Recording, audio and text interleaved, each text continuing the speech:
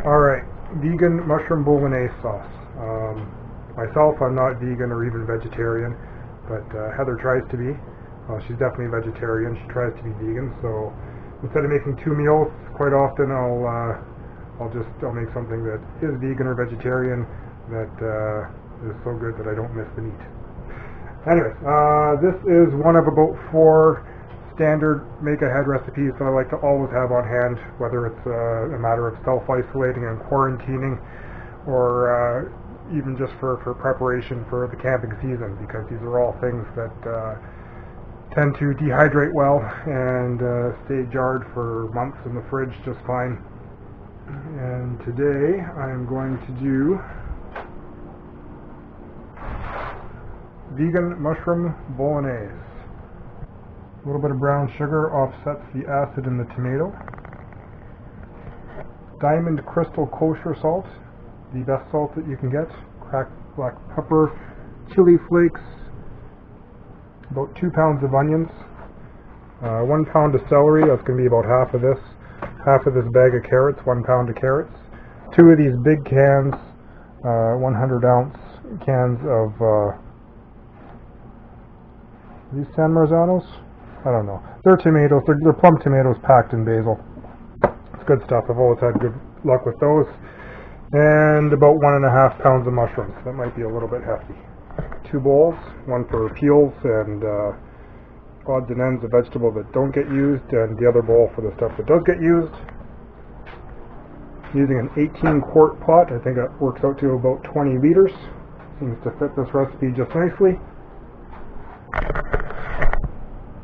And that's it.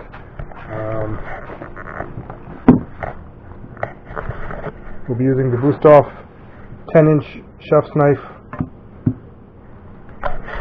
my favorite. And that's it.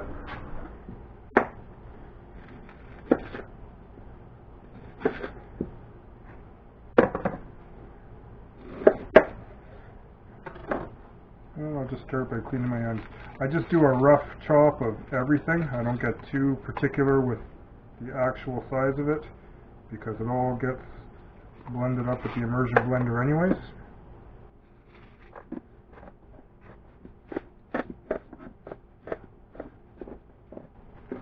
I'll probably get a lot of flack for my cutting technique, because I don't do my cutting the way a lot of textbooks do. I don't curl my fingers under. But you know what? I've been doing this professionally for more than a decade, and I've yet to cut off any fingers. I'm not telling you this is the right way to do it. It's just what works for me. These onions are so potent, I might cry.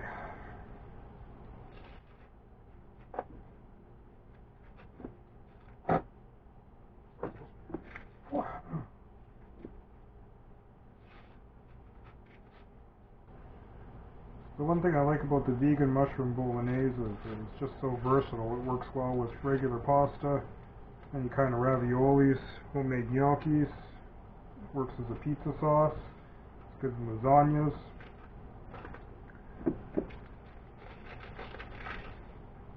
Any recipe that you can end up with a half a dozen or more final dishes, to me, is very much worth the effort.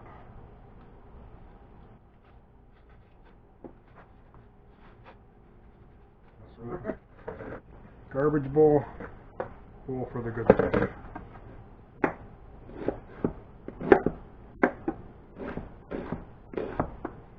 So now that I said that I never cut myself, I am guaranteed going to cut myself in this video, and it's going to be hilarious.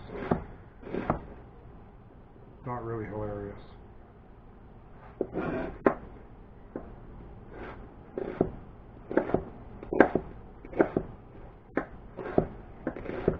So I'm just making pieces that are going to be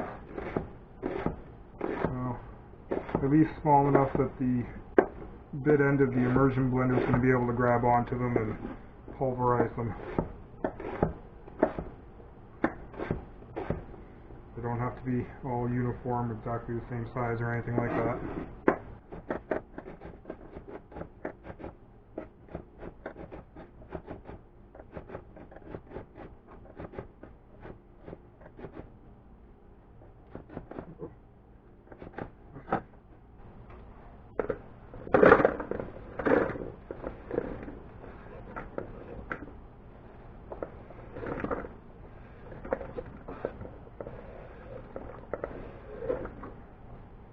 So 2 pounds of onions.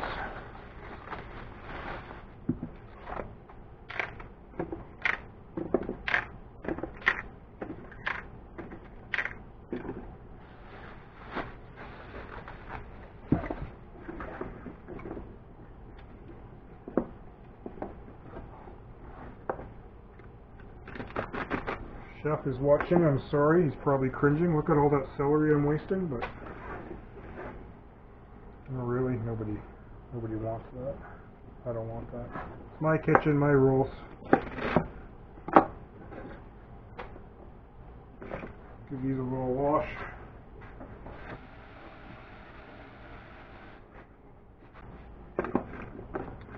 And again, nothing too fancy.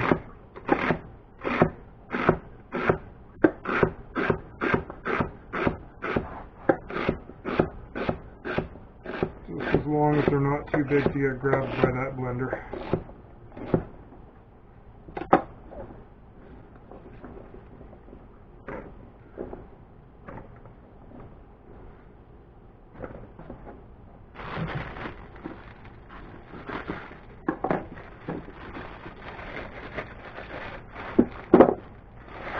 Half the package of carrots, that'll be a pound of carrots there. Now for these guys, I do like to just give them a wash, I don't peel them.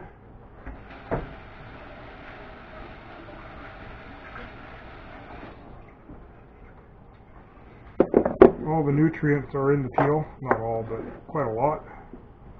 It's all getting blended up anyways.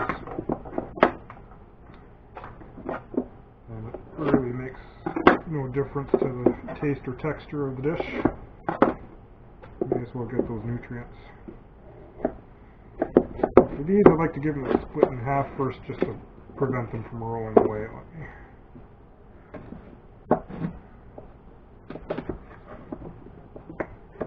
More or less.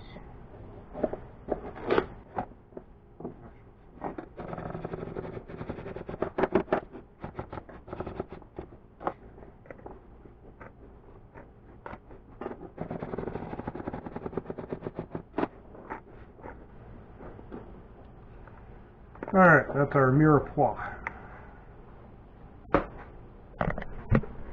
And go over to our pot.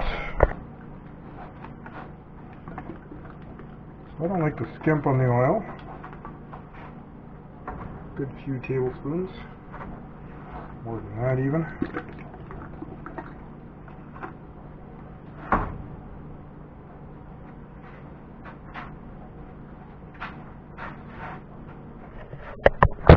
And while that's starting, I can go ahead and start cutting the mushrooms.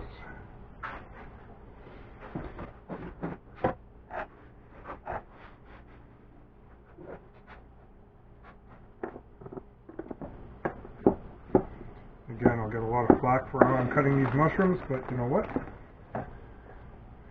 Again, this is how I do it. I'm not saying it's the way you should do it. It's what works for me.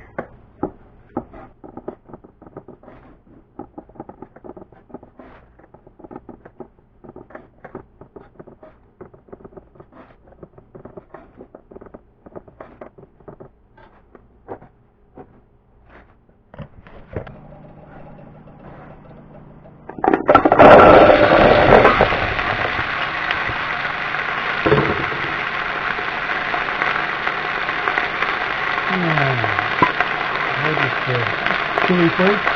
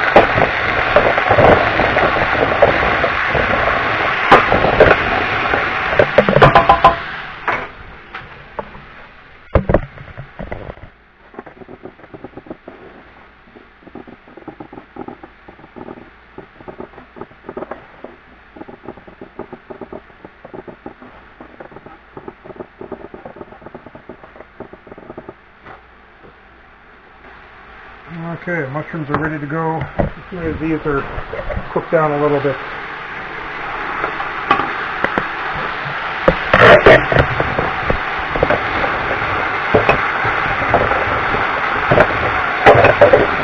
Normally I would have garlic, a lot of garlic in this recipe. I don't have any on hand. Yesterday was the grocery day of the week and I did not get it. I forgot to put it on my list. So I will be making this without garlic. Given the times we're living in right now, I am not going to the grocery store just for one item. I can make this without it. I'm sure it'll be fine.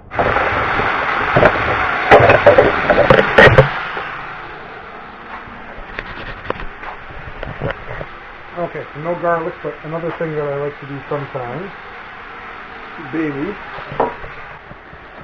You don't want bay leaf to actually be in the finished product. So the little trick is to take celery,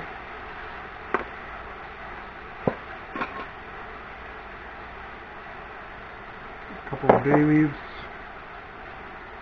and just sandwich them in just like that.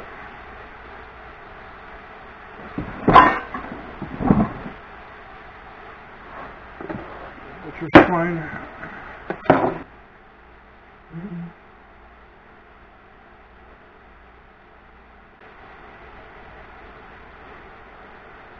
Nice little bay leaf package.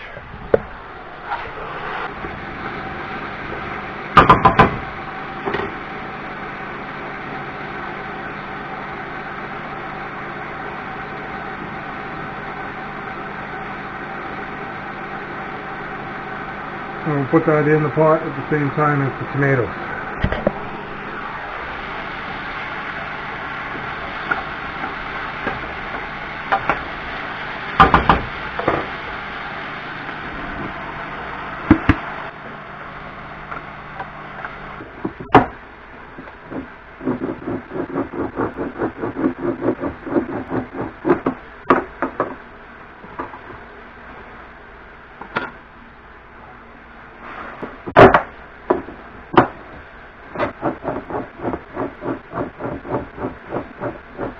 Every time I open these cans, the dogs come running like they think it's some kind of a giant can of dog food, which is weird because we don't give the dogs canned dog food.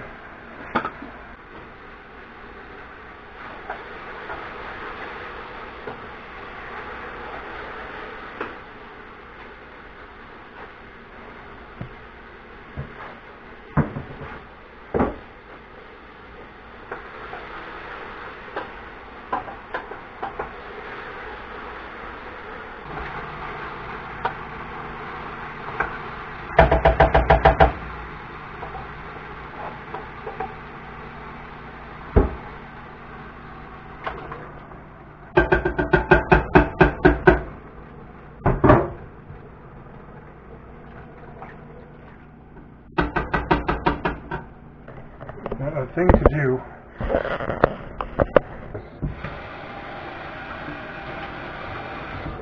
get a little bit of water in one can, slosh it around to get all the tomato off the side, and then into the other can, slosh it around too,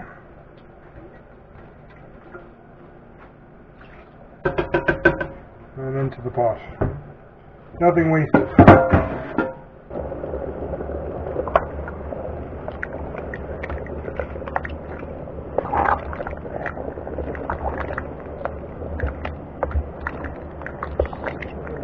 Nice. We've got our nice bay leaf celery bundle. Let's get that down in there.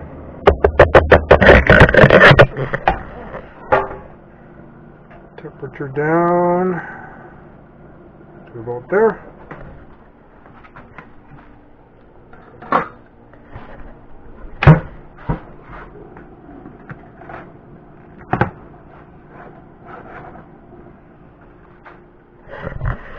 See you in a couple hours.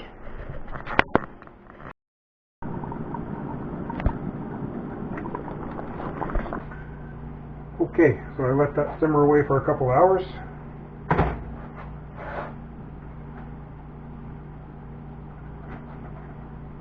rid of our little celery and bay leaf bundle.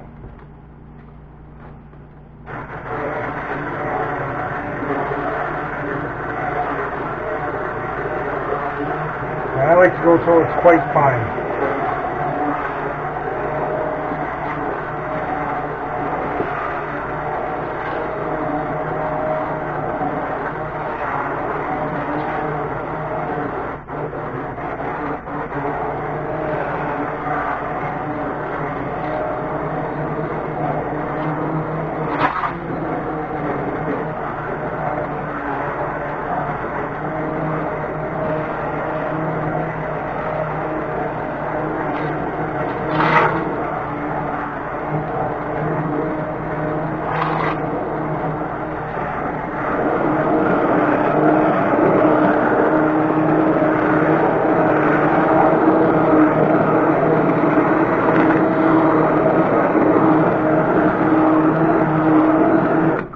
To go till the mushroom pieces are about the same size as what you'd expect from ground beef or pork or sausage or what have you.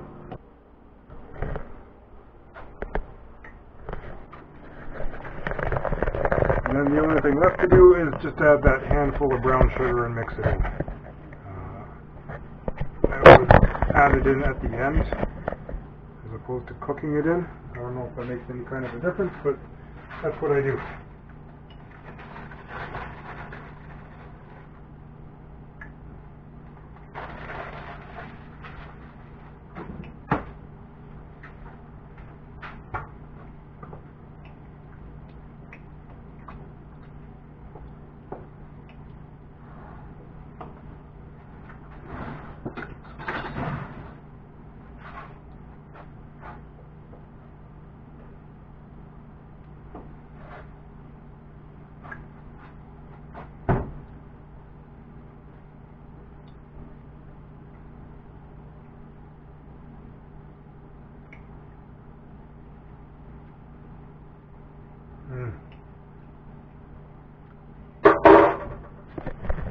It's good.